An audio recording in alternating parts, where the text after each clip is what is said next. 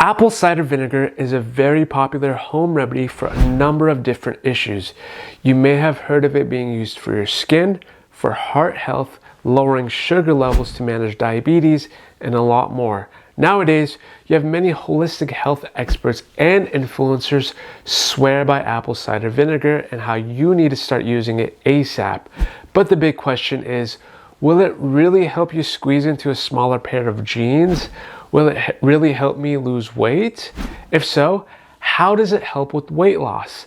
This video will go over some of the major studies that are referred back to when making these claims and what exactly you need to know about apple cider vinegar for weight loss and how to make sense of the research. If you guys are new here, this channel is all about helping you make informed decisions as well as be in the know when it comes to your health and wellness. And I would love for you all to gently tap on that like button down below. And if you really like the content, then I'd love for you all to subscribe as well to stay up to date with new weekly videos. Now, without further ado, let's get straight into it. So what exactly is the apple cider vinegar diet you've all been hearing about? You see, apple cider vinegar comes from apples that have been crushed, distilled, and then fermented in a two-step process. First, the crushed apples get introduced to yeast, which will ferment the sugars and then turn them into alcohol.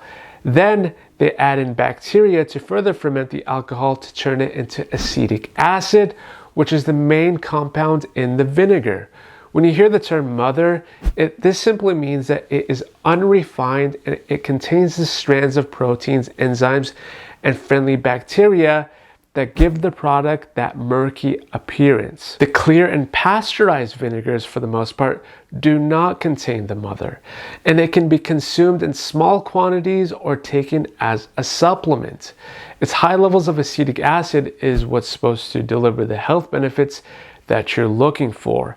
And although there are so many recommendations for how much to take, and it could get overwhelming to get thrown so many different amounts, but most are on the order of 1 to 2 teaspoons before or with meals, but it's not uncommon to hear up to 2 tablespoons as well. One study in the journal Functional Foods followed 39 adults, and they found that the participants who consumed a table of apple cider vinegar at lunch and dinner while cutting 250 calories per day lost 8.8 pounds in 12 weeks.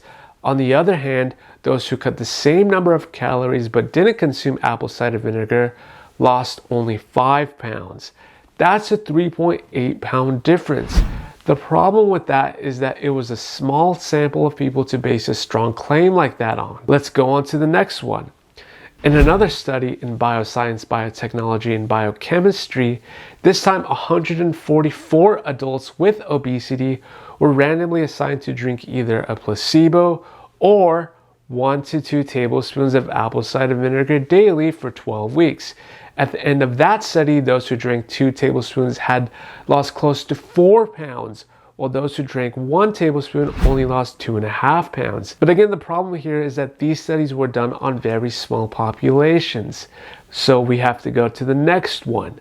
A 2013 study from the Journal of Functional Foods suggests that drinking apple cider vinegar before eating is linked to smaller blood sugar spikes by blocking starch absorption. Now, when this study came out, it got me thinking because blood sugar highs and lows tend to lead to cravings for sugary snacks.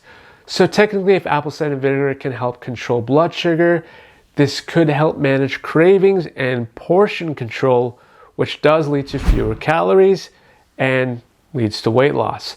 So there could be an indirect cause which leads to weight loss that people are experiencing.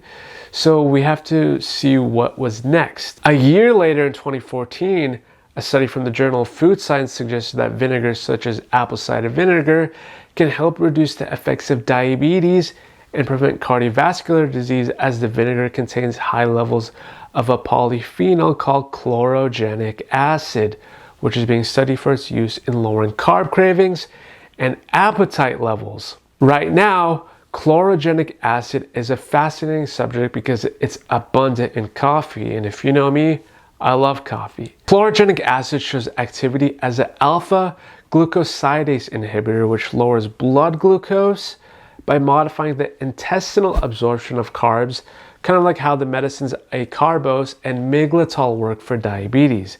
The end goal is to slow the breakdown of carbs so less carbs and glucose gets taken up during digestion. You see, drinking apple cider vinegar by itself isn't going to help you shed excess pounds, but it could support a weight loss lifestyle like eating a healthy diet and exercising more.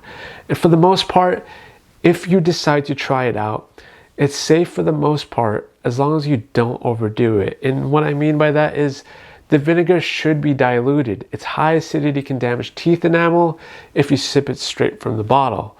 So take it with a salad dressing, as it can be a better way to get it in actually. What else you should keep in mind is that it has been reported to cause or worsen low potassium levels. This is particularly important for people taking medications that already lower their potassium, as well as its effects on altering insulin levels.